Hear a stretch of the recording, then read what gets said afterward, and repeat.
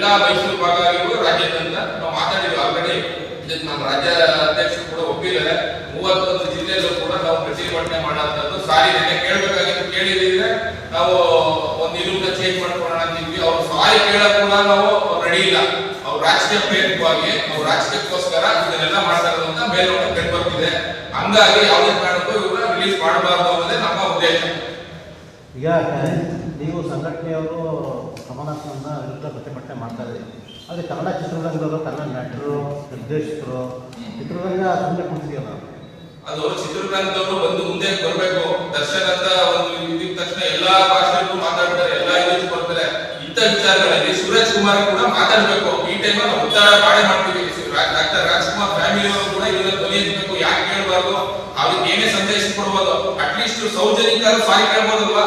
ನಮ್ಮ ಏನಾರ ಕನ್ನಡದ ಸ್ವಾಭಿಮಾನಕ್ಕೆ ಏನಾರ ಧಕ್ಕೆ ಉಂಟಾಗಿದ್ರೆ ನನ್ನಲ್ಲಿ ಕ್ಷಮೆ ಇದೆ, ನಾನು ಕ್ಷಮೆ ಕೇಳ್ತೀನಿ. ಕಣಿಗೆ ಒಂದು ಮಾತು ಹೇಳಿದ್ರೆ ನಮ್ಗೆಲ್ಲರೂ ಖುಷಿ ಆಗುತ್ತಾನೆ. ಎಲ್ಲರೂ ಪಿಕ್ಚರ್ ನ ನೋಡ್ಕೊಂಡ್ ಬಂದಿರ್ತಾರೆ. ಆ ಪಿಕ್ಚರ್ ಹುಚ್ಚುಚ್ಚು ಆಡೋದು ಅಂತಾರೆ, ಇಲ್ಲೂ ಹುಚ್ಚುಚ್ಚಾಗಿ ಆಡ್ತವ್ರೆ.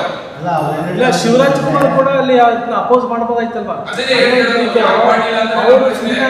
ಬರೀ ಫಿಲಂ ಕನ್ನಡ ಕೂಡ ಬಲಿ ಕೊಟ್ಬಿಡ್ತಾರೆ.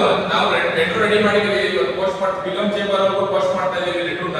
ಶಿವರಾಜ್ ಕುಮಾರ್ ಅವ್ರನ್ನ ದಯವಿಟ್ಟು ಕರೆಸಿ ಮಾತಾಡಿ. ನೀವು ಅವ್ರನ್ನ ಎಕ್ಸ್ಪ್ರೆಷನ್ ಕೇಳಬೇಕು. ನೀವು ಯಾರು ಮಾತಾಡಿಲ್ಲ, ಒಂದೇ ವೇದಿಕೆ ಮೇಲೆ ಇಟ್ಕೊಂಡು ಅವ್ರ ಏನೋ ಗೆಸ್ಟ್ ಆಗ್ತಂದ ತಕ್ಷಣ ಅವ್ರ ಫೇವರಿಸಮ್ ಮಾಡಕ್ಕಾಗಲ್ಲ. ನಮ್ಮ ಸ್ವಾಭಿಮಾನನ ಬಿಟ್ಕೊಡಕ್ ಆಗಲ್ಲ. ಎಲ್ಲೂ ಕೂಡ ಬಿಟ್ಕೊಡ್ಬಾರ್ದು.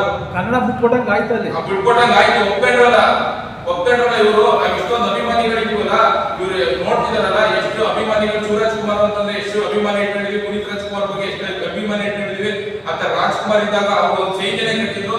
ರಾಜ್ಕುಮಾರ್ ಅಣ್ಣವರು ಗೋಕಾಕ್ ಚಳುವಳಿ ಮಾಡ್ಕೊಂಡು ಬಂದ್ರು. ಕನ್ನಡಿಗರ ಸ್ವಾಭಿಮಾನ ತಕ್ಕೆ ಬಂದ್ರೆ ಎಷ್ಟು ಹೋರಾಟ ಮಾಡಿದ್ರು ಅಂತ ಎಲ್ಲರೂ ಗೊತ್ತಲ್ಲ. ಇವ್ರು ಯಾಕೆ ಅಂತ ಮಾಡ್ತಿಲ್ಲ? ಈಗ ನೀವು ಹೇಳ್ತಾ ಇದ್ರೆ ಸರಿ ಸರ್, ಕನ್ನಡ ಚಿತ್ರರಂಗ ಶಿವರಾಜ್ ಕುಮಾರ್ ಬೇರೆ ಯಾವ ನಟರು ಮುಂಚೂಣಿ ನಟಗಳು ಮಾತಾಡ್ತಾ ಇಲ್ಲ. ಫಿಲಂ ಇಂಡಸ್ಟ್ರಿ ಒಂದು ಹೇಳಿಕೆ ಕೊಡ್ತಾ ಇಲ್ಲ ಅನುಕೂಲವಾಗಿ. ಹೌದೇ ಕಮಲಾಸನ್ ಕಂಡ್ರೆ ಕನ್ನಡ ಚಿತ್ರರಂಗದವ್ರಿಗೆ ಭಯ ಇದೆಯಾ? ಇವ್ರು ಏನಾರ ಭಯ ಎದುರಿಸಿದಾರೆ ಅನ್ಸುತ್ತೆ. ನಮ್ಗೇನೋ ಅಷ್ಟೇ, ಕಮಲಾಸನ್ ಕಂಡ್ರೆ ಭಯ ಇರಬೇಕು, ಕನ್ನಡ ಇದ್ರೆ ಭಯ ಇರಬೇಕು. ಕಮಲಾಸನ್ ಹೇಳಿದ್ದಾರೆ ಅಂತಂದ್ರೆ, ನನ್ನ ಚಿತ್ರ ರಿಲೀಸ್ ಆದ್ಮೇಲೆ ನನ್ನ ಅಭಿಮಾನಿಗಳು ಕನ್ನಡಿಗರು ಅದನ್ನ ನೋಡ್ಕೊಳ್ತಾರೆ ಅಂತ ಹೇಳಿದರು. ಅದೇ ನೋಡ್ಕೊಂತಾರೆ ಸರ್. ಸ್ವಾಭಿಮಾನ ನಮ್ಗೆ ಸ್ವಾಭಿಮಾನ ಇಲ್ವಾ? ಇವ್ರ ಆತ್ಮಗೌರವ ಇದ್ರೆ, ಅವ್ರ ಆತ್ಮಗೌರವ ಇದ್ರೆ ಒಂದು ಕ್ಷಮೆ ಕೇಳಿ ಬಂದು ಈ ತರ ಏನೋ ತಪ್ಪಾಗಿದೆ, ಆ ಸಂದರ್ಭದಲ್ಲಿ ಹೇಳಿದೀನಿ, ಮಾತಾಡ್ಬೇಕಾದ್ರೆ ವೇದಿಕೆಯಲ್ಲಿ ಬಾಯಿ ತಪ್ಪು ಒಂದು ಮಾತಾಗಿದೆ, ಸಾರಿ ಅಂತ ಕೇಳ್ಬಿಟ್ಟಿದ್ರೆ ಅದು ಶಬದ್ಧ ಆಗ್ತಿತ್ತು. ಅವ್ರ ಮನ್ಸಲ್ಲೇ ಇಲ್ವಲ್ಲ, ಅದನ್ನ ಕೇಳ್ಬೇಕು ಅನ್ನೋ ಮನ್ಸಲ್ಲೇ ಅವ್ರು ಇಲ್ಲ ಸರ್. ಅದು ಈಗ ಅವ್ರು ಕೇಳೋರು ಯಾಕೆ ಅವ್ರನ್ನ ಕ್ಷಮೆ ಕೇಳಬೇಕು ಅಂತ ಒತ್ತಾಯ ಮಾಡ್ತೀರಿ? ಅವರು ಸಂಪೂರ್ಣ ಬ್ಯಾನ್ ಮಾಡಂತ ಒಂದು ಜಾಗೃತಿ ಮೂರ್ತಿ ಎಲ್ಲ ಕಡೆ. ಹೌದು ಸರ್, ಯಾಕೆ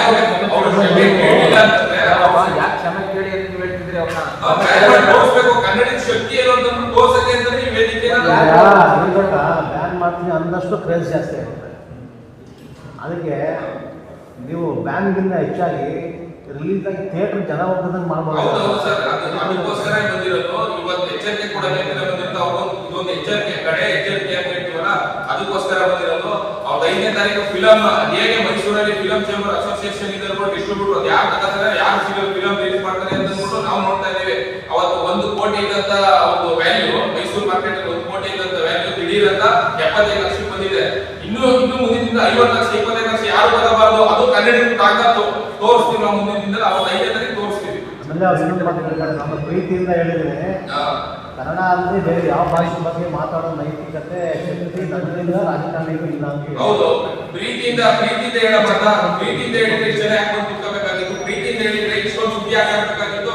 ಪ್ರೀತಿಯಿಂದ ಹೇಳಿದ್ರೆ ಕನ್ನಡಿಗರು ಯಾಕೆ ಇಷ್ಟೊಂದು ರೊಚ್ಚಿಗೆ ಮಾತಾಡ್ಬೇಕಾಗಿತ್ತು. ಪ್ರೀತಿಯಿಂದ ಹೇಳಿದ್ರೆ ನಾವು ಕೇಳ್ತೀವಿ. ನಮ್ಗೆ ಪ್ರೀತಿ ಅವ್ರಿಗೆ ಜಾಸ್ತಿ ಅನ್ಸ್ಬೇಕು.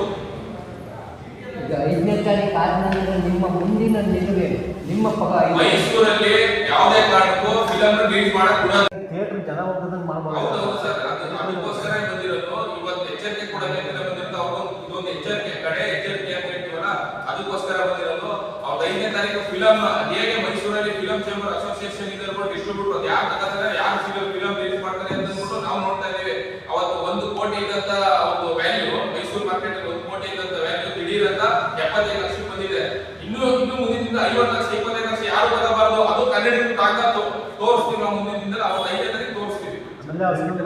ನಮ್ಮ ಪ್ರೀತಿಯಿಂದ ಹೇಳಿದ್ರೆ, ಕನ್ನಡ ಅಂದ್ರೆ ಬೇರೆ ಯಾವ ಭಾಷೆ ಬಗ್ಗೆ ಮಾತಾಡೋ ನೈತಿಕತೆ ಶಕ್ತಿ ನನ್ನಿಂದ ರಾಜಕಾರಣಿಗೂ ಇಲ್ಲ ಅಂತ. ಹೌದು, ಪ್ರೀತಿಯಿಂದ ಹೇಳಬಾರ್ದ?